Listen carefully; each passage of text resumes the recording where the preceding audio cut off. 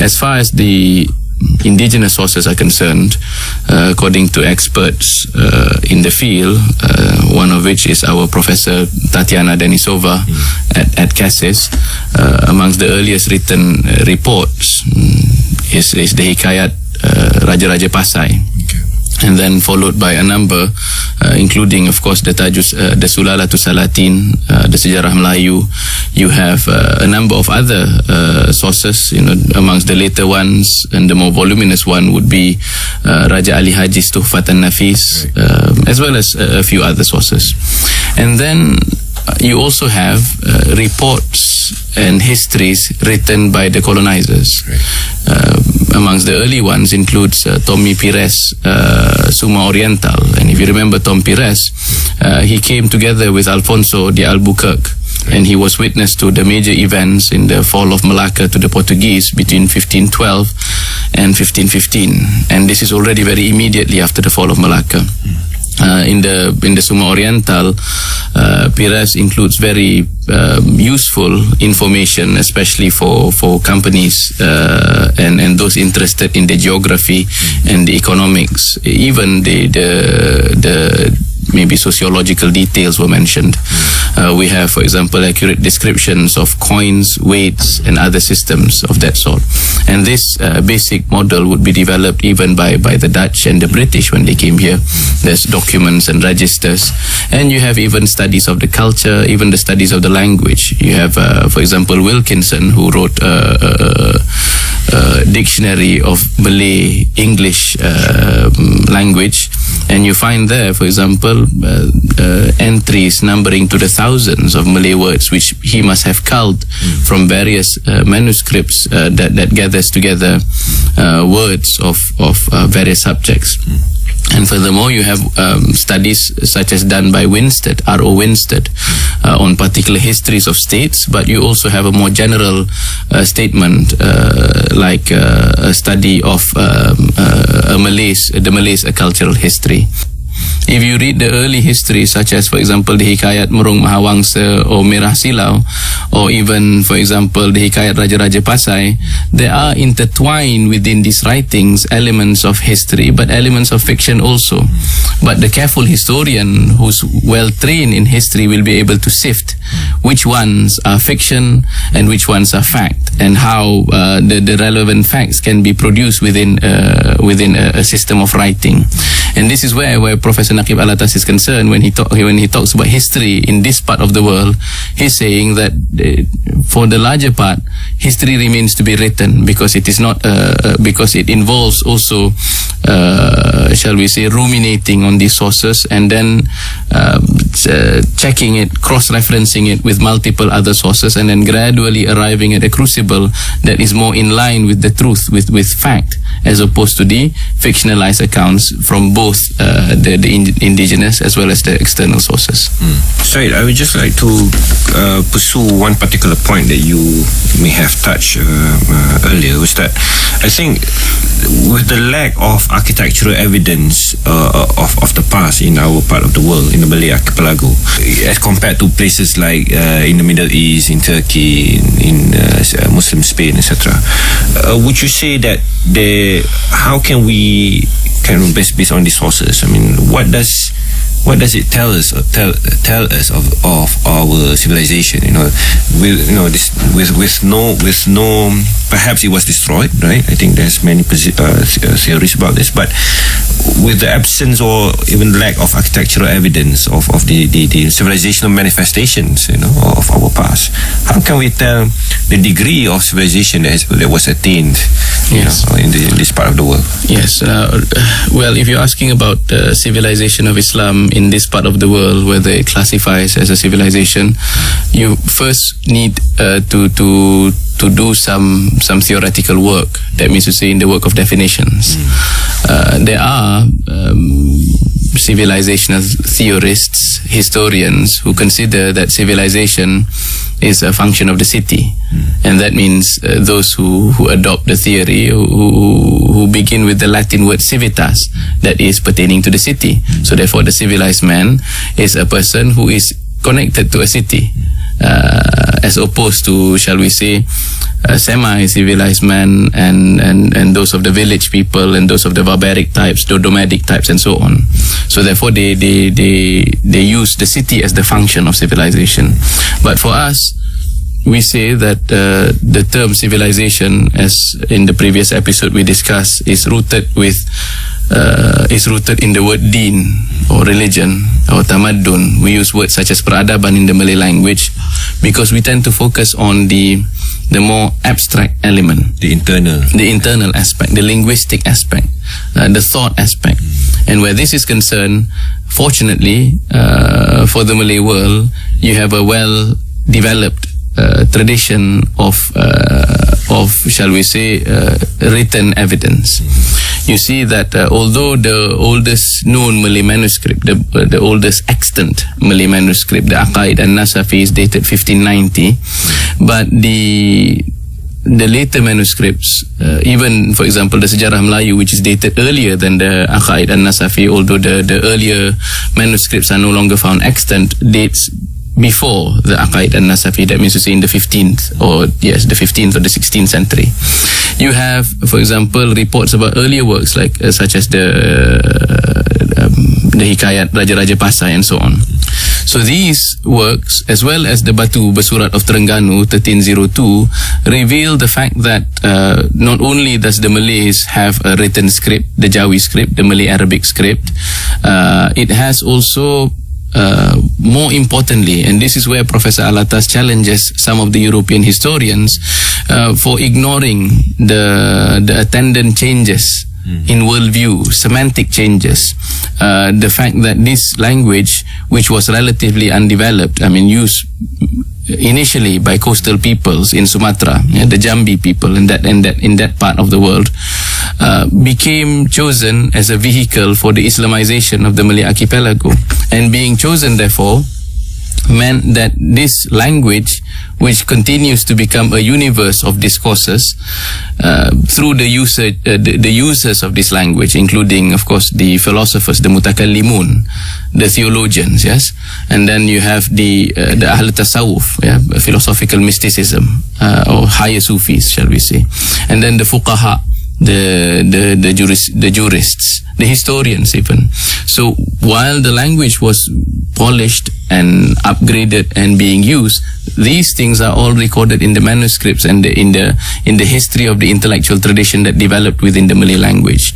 So therefore we can see that we can see also in the genres of the writings involved, the hikayats that are meant for the elevation of adab amongst the Malay people, and then eventually and at the level of the commoners, at the masses, you see this in the pantuns, you see this in the simpulan bahasa, you see this in the gurindam, you see this in the writings of Raja Ali Haji, how it developed and it became polished, like in that sense. So therefore, whatever that we lack in terms of physical manifestation of the civilization, which need not necessarily be absent, because I see that since the Malays were an ecological people, their buildings were made of things which are perishable.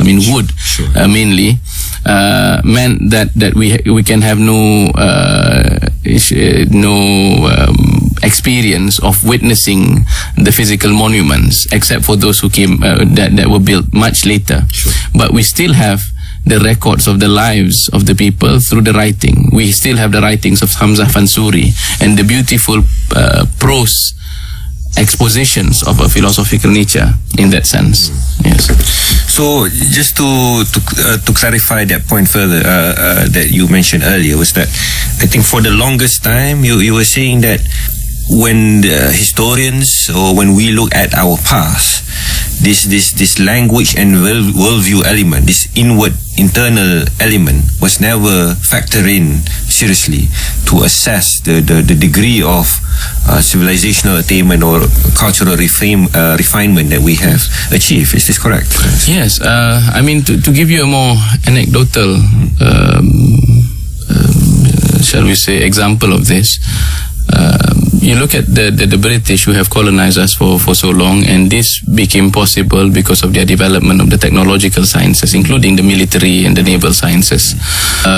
You see that some of their some of those who came with the apparatus of the colonizers, like Stamford Raffles, they brought back a lot of our manuscripts, gradually finding itself in the SOAS, yes, the University of London. Others are found in Leiden, by the hundreds, well catalogued by their people. You have it also in the more common experience. I mean, I know of certain students, certain converts to Islam amongst the British, who when they learned about the writings of our scholars, they saw that although we were conquered physically, but in reality we possess such treasures of tasawwuf, of refinements of culture. And this is where the uniqueness lies. The ignorance of this silent but ever present witness, which is language and culture and religion found in our books. This witness, which has been silent hitherto, remains open for us to benefit from. So we were in reality liberated people, although we were colonized outwardly. Certainly, and I think this is comparable for centuries. In fact. Exactly. This is comparable to the conquest of, say, the Greeks by the Romans, because in point of philosophy, in point of thought, the Romans in turn became Hellenized, meaning they became they adopted the Greek metaphysical and philosophical system. The same thing happened when the European people conquered the Roman and the Latin people. They in turn became Latinized. Right. And within the Islamic world, you see this when the Mongols attacked Baghdad, and they in turn became Muslims because of the superior nature of the culture and philosophy. Of course, the Europeans who came here did not necessarily became from the Khurasanid amongst the Sufis. Also, the school of Sheikh Abdul Qadir al-Jailani. Ar-Raniri himself, despite being of the Quraishi bloodline, you will see in his writings a strong prominence towards Hadramaut and even towards the Meccan scholars. And these two were the most monumental Malay figures yes. in the history. And furthermore, you have even in the 18th and the 19th centuries, when Daud bin Abdullah Al-Fatani, Abdul Samad Palembang, Al-Bugisi, Al-Makassari, these scholars, when they wrote, of course, their main source of inspiration was Makkah.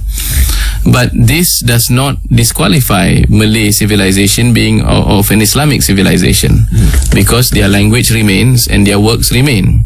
And that has been the case with regards to Islamic civilization. You look at the Ottoman Turks. They began by absorbing shall we say, the centrifugal or the sources of civilization from Arabia. Meaning to say, of course, you cannot deny the center coming from the Quran and the Ahadith and the schools of fiqh. I mean, for the Ottomans, they adopted the Hanafi fiqh, they adopted the Maturidi school of thought.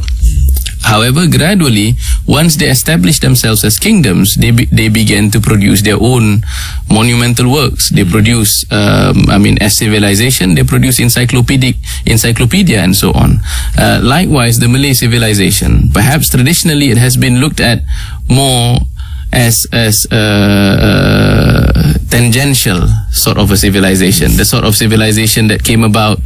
Of course, the scholars in Yemen, in Hadramaut, paid special attention as discovered in their writings, and the people in Makkah accorded those coming from the Malay archipelago special places in the Haramain to teach.